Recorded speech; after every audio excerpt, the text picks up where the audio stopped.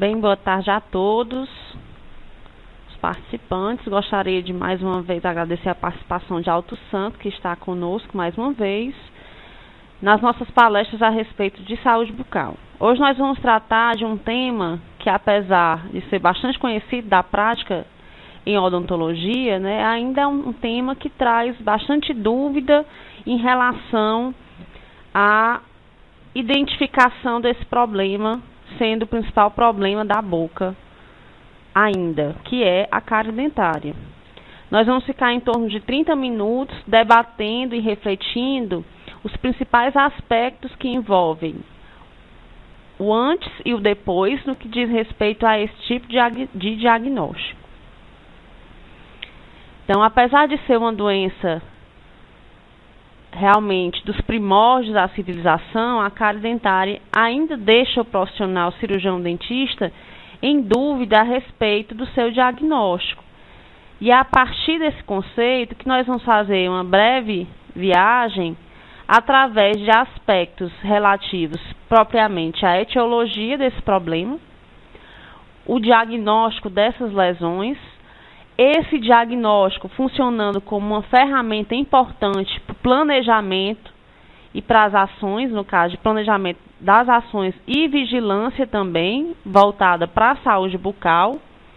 Outra questão que a gente não poderia deixar de tratar é a questão da variabilidade dos examinadores e, propriamente, o impacto direto dessa variabilidade dentro do serviço, em termos, por exemplo, de custo. E os aspectos bioéticos envolvidos a propriamente o diagnóstico de cárie. As discussões foram tiradas e embasadas através do Tratado de Saúde Coletiva em Odontologia, que é uma recente publicação, tá, de Pereira, e propriamente essa discussão é trazida por Silva, Assaf e Miali nessa mesma publicação. Fica a referência no caso de os participantes quiserem fazer algum estudo individual para aprofundar sobre a temática, eu faço essa referência para que vocês possam ter uma base sobre ela.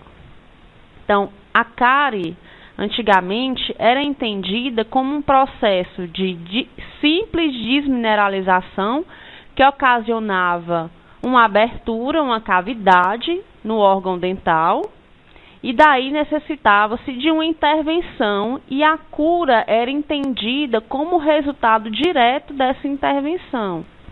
Porém, hoje a gente entende que essa intervenção ela não leva à cura do problema. Ela pode, no mínimo, né? Ela pode, através da intervenção, a gente pode ter uma paralisação, mas propriamente a cura seria um entendimento errado do processo carioso. O que não se sabia, que hoje é entendido através de pesquisas voltadas para a temática, é que a cárie se trata de uma doença multifatorial, ou seja, que vários fatores estão envolvidos para o seu aparecimento e propriamente uma atividade que é uma doença que é transmissível, que ela pode ir de um indivíduo a outro, né, dependendo da microbiota. Na década de 60, Case ele traz o modelo explicativo da etiologia da cárie dentária, que ao longo dos anos foi se aperfeiçoando. Logicamente, o entendimento que se tem da cárie hoje, ela não é o mesmo entendimento que se tinha, por exemplo, na década de 60. O modelo explicativo desse autor, ele traz 3 elementos principais, tá? E, digamos, a sua interseção seria responsável pela atividade cariosa. Então, nós teríamos o dente como um desses fatores, né? Os micro-organismos e, propriamente, a dieta, digamos, do hospedeiro. Então, essa interseção, ela seria responsável propriamente pela placa, né? Que a placa não removida acabaria ocasionando a desmineralização e, posteriormente, né? A abertura de uma cavidade em esmalte, que pode progredir a partir de então.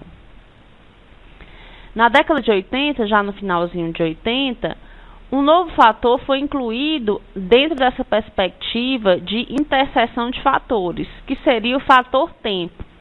Além do dente, que é suscetível, o micro-organismo que atua nesse elemento dentário, a dieta do hospedeiro, o fator tempo seria necessário atuar juntamente com esses elementos para que a atividade cariosa fosse realmente responsável pela abertura de uma cavidade no elemento dental.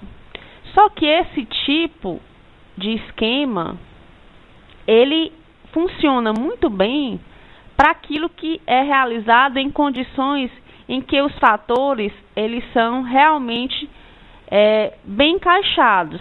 O que é que eu quero dizer? Que no caso, fatores relacionados inerentes à vida humana, a sua atividade como trabalho, a convivência com outras pessoas, o ambiente, eles não seriam levados em consideração.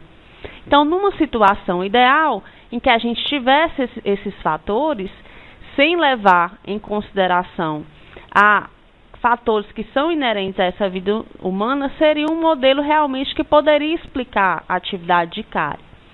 Mais à frente, Fejescov e seus colaboradores, na década de 90, propõem um diagrama mais complexo em relação a esses outros fatores, que nós chamamos de fatores determinantes e moduladores da cárie dentária.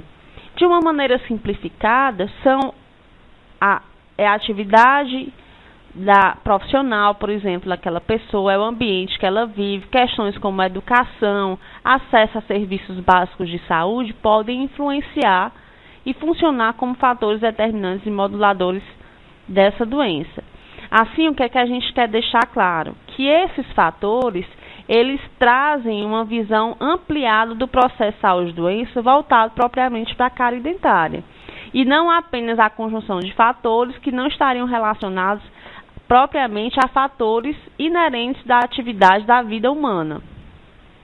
Esquematicamente, eu trago para vocês esse modelo trazido por Fejescov na década de 90, que além, logicamente, do dente, da microbiota, da dieta, fatores como, por exemplo, acesso ao flúor, fatores como a educação recebida, o meio ambiente, as atitudes desse indivíduo, podem influenciar, logicamente, para o surgimento da doença cárie.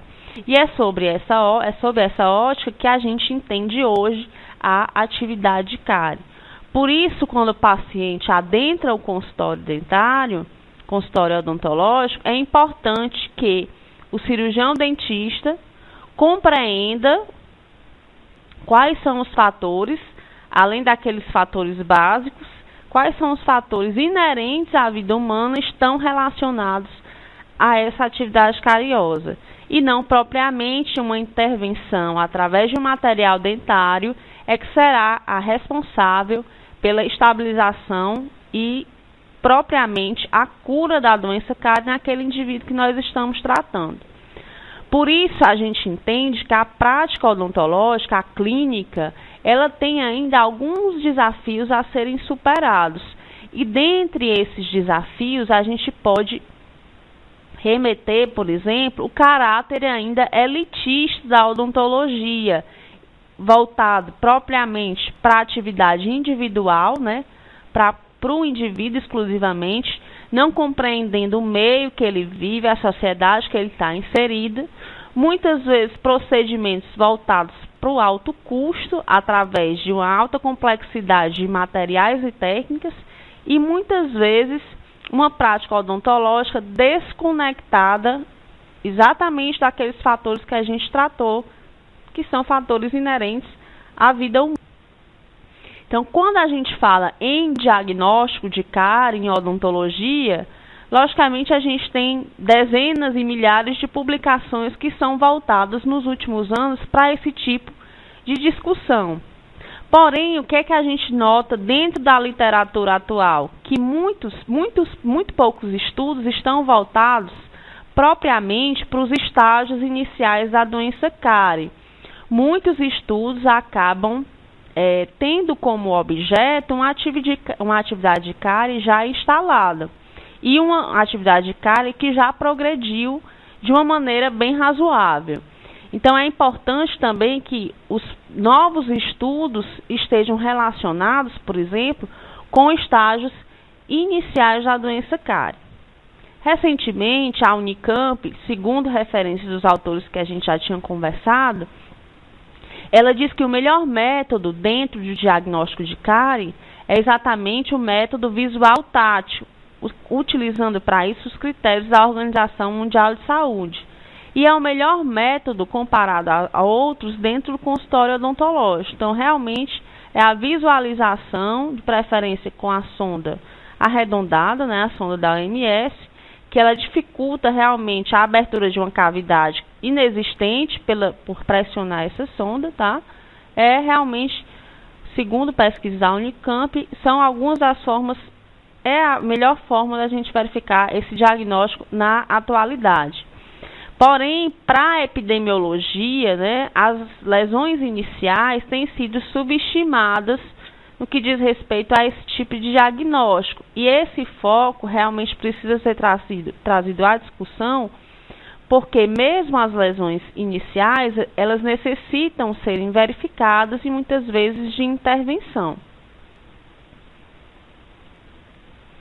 O que a gente tem hoje em relação à cárie é uma mudança no padrão do estabelecimento dessa doença, uma vez que a gente há uma diminuição de prevalência da mesma, em que um grupo de poucas pessoas tem muitas lesões de cárie, significando dizer que existe um grande grupo que está livre de cárie, né?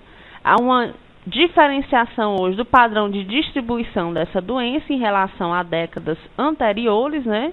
Então, a partir desse enfoque, é importante que a gente trate essa doença, no sentido amplo da palavra, com o enfoque no risco da doença, seja risco individual ou o risco comunitário. O que se percebe hoje, também em relação a mudanças desse padrão, é que a cárie ela é mais comumente acometida, a região mais acometida é a superfície oclusal, e há uma redução considerável de tamanho em relação a essa doença, a instalação da mesma nessa superfície, em relação a décadas anteriores. E isso realmente, segundo os estudos, está relacionado propriamente à veiculação do flúor nas águas de abastecimento e dentifrícios, que a partir da década de 70, com a legislação específica para isso, teve a obrigatoriedade da veiculação desse flúor. Além do flúor, como uma tecnologia de largo alcance, digamos assim, para exatamente se prevenir a atividade de cárie, a gente também pode citar programas de prevenção relacionados a essa doença, né? A utilização, por exemplo, de selantes como também uma medida preventiva, o controle do biofilme, por exemplo, que a gente pode citar dentro da nossa prática, a atuação do cirurgião dentista e da sua equipe, no sentido de supervisionar a escovação, conversar com os pacientes em relação a isso, não somente realizar a intervenção, o procedimento, mas realmente educar o paciente no sentido de fazer esse controle da placa, e a mudança de padrão em relação propriamente ao consumo de açúcar, né? Através também da consciência em relação a outras doenças crônicas que estão relacionadas à utilização desse açúcar. O que se espera em relação a diagnóstico é que haja futuramente um enfoque realmente voltado para as lesões iniciais, em que é preciso que futuramente hajam critérios padronizados em relação a essa classificação, a classificação desses estágios, e um índice que acaba surgindo como uma forma de verificação, de diagnóstico e propriamente de classificação dos estágios da doença cáries é o ICDAS, que se trata, digamos, de uma forma mais leiga, de um melhoramento em relação a propriamente o CPOD, que é um índice que a gente conhece dentro da odontologia, que é a verificação de dentes cariados, perdidos e obturados, né? E a vantagem do ICDAS é exatamente essa verificação de lesões de caráter precoce. Então, além do estágio cariado, a gente teria a possibilidade de avaliar esse processo propriamente antes desse estágio cariado. considerando, logicamente, para isso, a anatomia desse elemento dental, a forma da superfície, a topografia e propriamente o status daquele dente, como cariado ou não cariado. Embora não inclua propriamente a avaliação da atividade da lesão cariosa em relação ao AICIDAS. No caso do diagnóstico pelo AICIDAS, a gente traz como possibilidades, né, de detecção na coroa desse elemento duas classificações principais. A primeira delas seria a classificação da superfície, propriamente cariada ou não cariada, e propriamente a classificação quanto ao status desse processo, em que estágio de cárie ele estaria, qual a severidade dessa atividade cariosa naquele elemento dental. A tendência, no caso, é que estudos realizados para avaliação desses métodos e tecnologias venham realmente a colaborar para a detecção adicional dessas lesões em ambiente odontológico.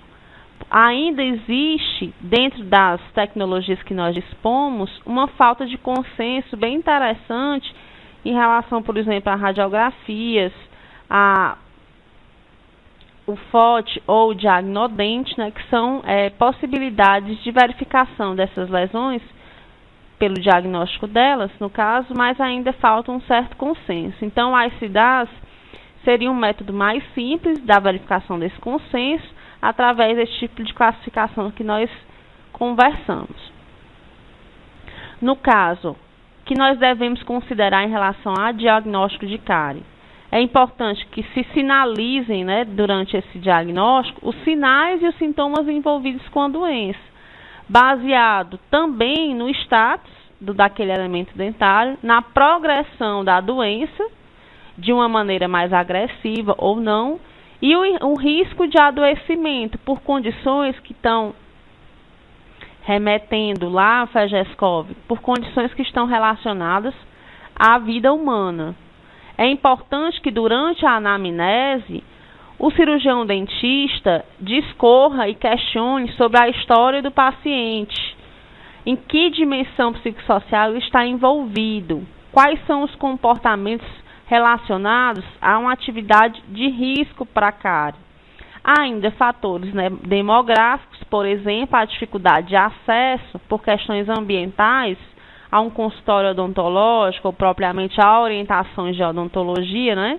E ainda aspectos genéticos voltados, por exemplo, para a anatomia e para uma microbiota mais agressiva em relação à microbiota voltada para a atividade de cárie, mais comumente relacionado ao Streptococcus mutans. E a partir disso, a gente precisa equilibrar essas informações fomentadas e baseadas na melhor evidência disponível em odontologia voltada para propriamente a cariologia. É uma prática que o cirurgião dentista deve se basear comumente, tá? Até porque hoje é bastante comum, é fácil o acesso a esse tipo de evidência.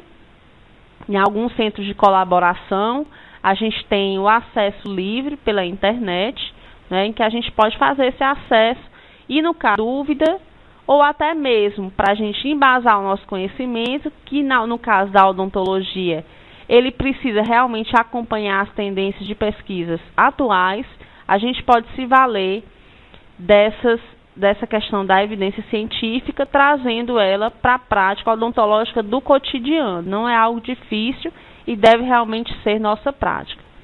E dentro do diagnóstico, logicamente, a gente precisa pensar no gerenciamento dos insumos, de práticas que venham a favorecer a prevenção, a promoção de saúde para aquele paciente da área odontológica.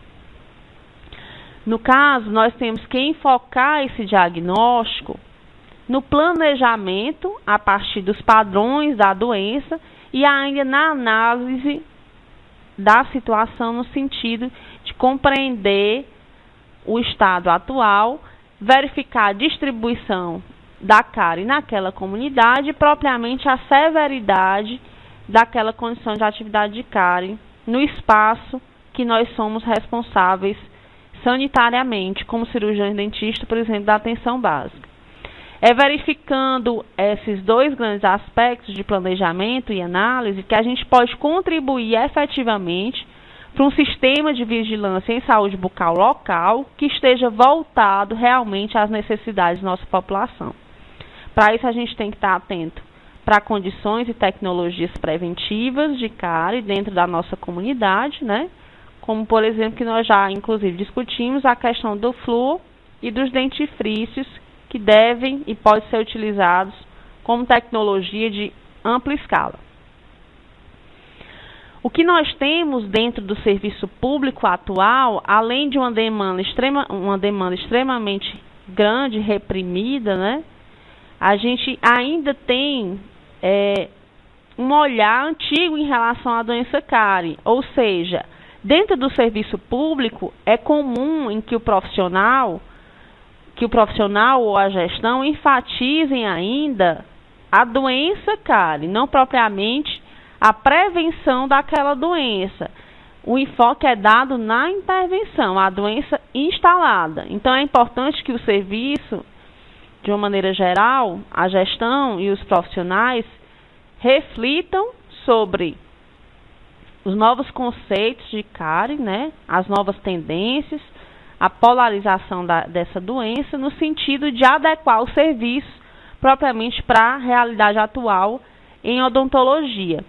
Muitos dos dados que são lançados mãos, né, que são disponibilizados por pesquisas recentes em todo o país e também de caráter internacional, são muito pouco utilizados na organização dos serviços, no planejamento, na análise deles, e é importante que se baseie que a gestão, que o serviço seja baseado em uma evidência científica realmente consistente e se repense os rumos do diagnóstico de cárie também voltados para esse serviço.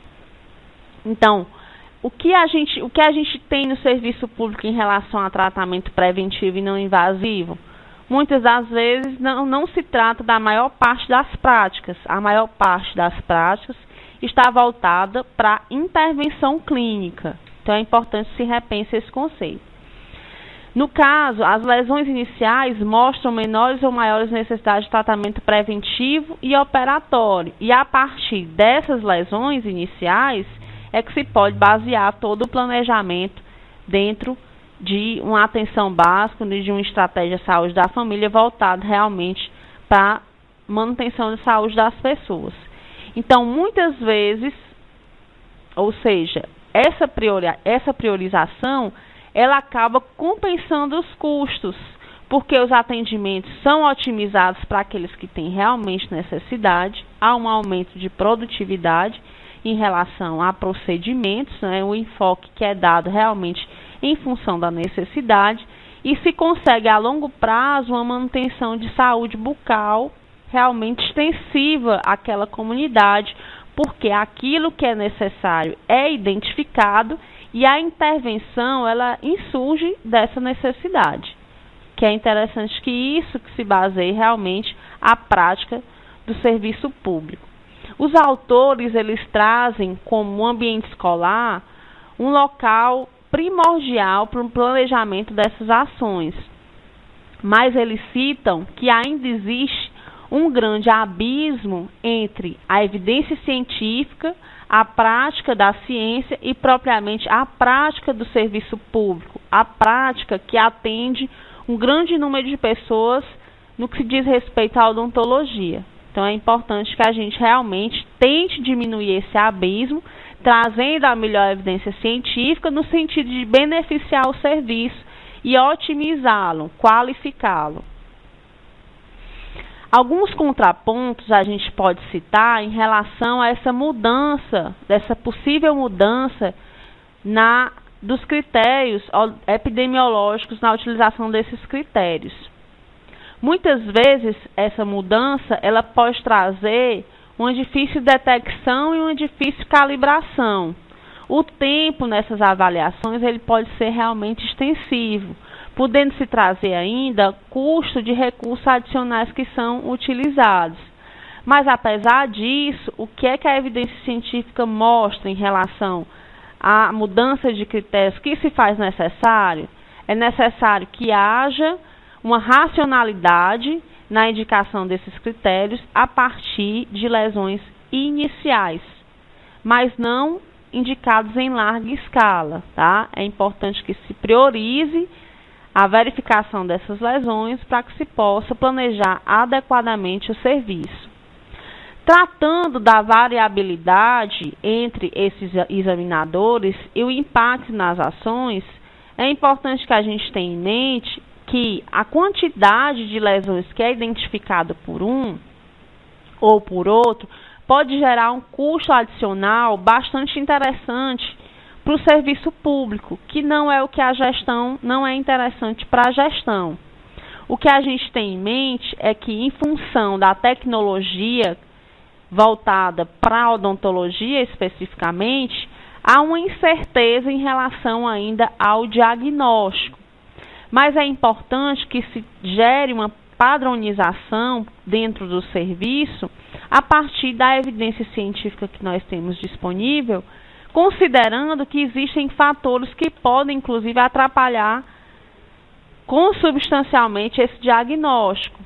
Como, por exemplo, a gente pode citar as mudanças de padrão atual em relação ao surgimento dessa doença, quais grupos estão vulneráveis, a subjetividade desse exame, as especialidades odontológicas, provavelmente o cirurgião dentista que é especialista em dentística restauradora, ele não entende a atividade de cárie da mesma forma que o cirurgião dentista que atua propriamente na cirurgia.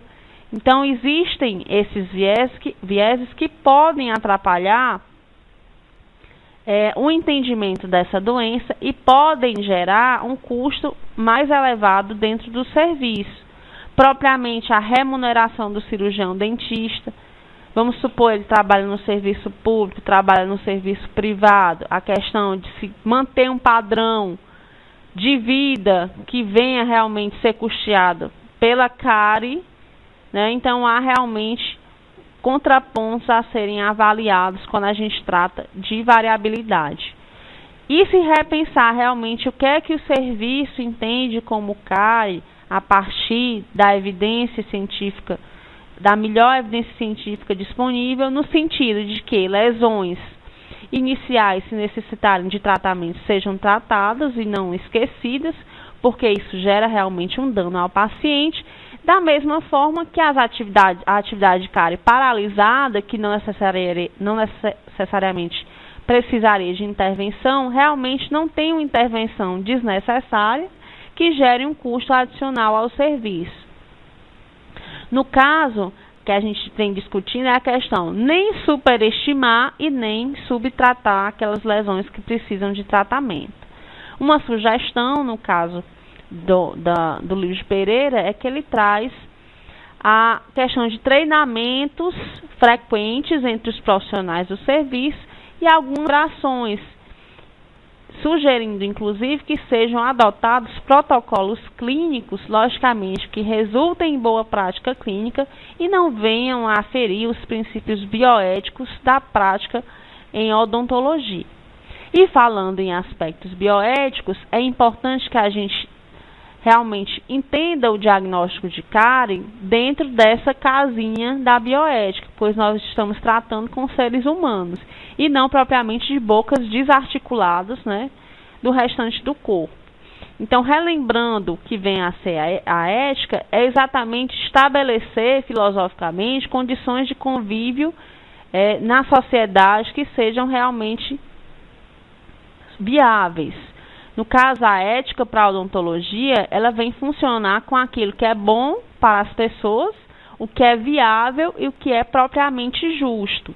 Dentro da prática em estratégia de saúde da família, que é o que a gente enfoca nas nossas discussões, é importante que se priorize as ações voltadas e embasadas pela bioética, de modo que se busquem boas práticas em saúde, através, por exemplo, de protocolos de boa qualidade, de políticas públicas que venham realmente solucionar o problema de nossa população, trabalhar, inclusive, através de cotidiano voltado para o atendimento humanizado e, propriamente, capacitar os recursos humanos que são atuantes dentro da estratégia, no sentido de utilizar a evidência científica e ainda estar apto a compreender a complexidade da doença cárie. O exercício bioético, a gente traz aqui algumas considerações dos autores, ele deve abranger as ações de proteção, promoção e recuperação da saúde, tanto do indivíduo quanto de seu grupo, da coletividade em que ele está inserido. E um exemplo de prática bioética que vem a favorecer a odontologia, que a gente inclusive já discutiu, já comentou e não cansa de falar, porque ela tem se mostrado efetiva, é a questão do flúor nas águas de abastecimento público. Dentro da odontologia, a gente precisa ainda discutir aspectos voltados para a prática bioética, que, por exemplo, no serviço público, muitas vezes está muito longe de uma realidade que se busca, voltada para a bioética.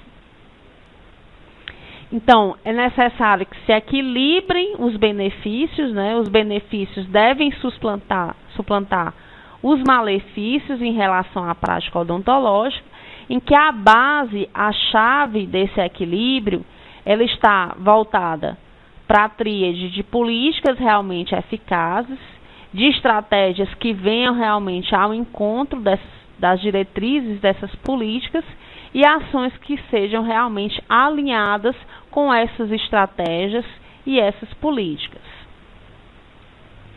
Isso era o que eu tinha para conversar com vocês. Eu espero que essa discussão ela venha a contribuir para outras reflexões dentro da prática odontológica, propriamente do serviço público, que venham beneficiar as comunidades que nós assistimos, trazendo sempre o enfoque voltado para se utilizar o diagnóstico, também remetendo caso das lesões iniciais, dentro realmente de práticas bioéticas que venham a casar os interesses da ciência, digamos assim, com a nossa prática cotidiana.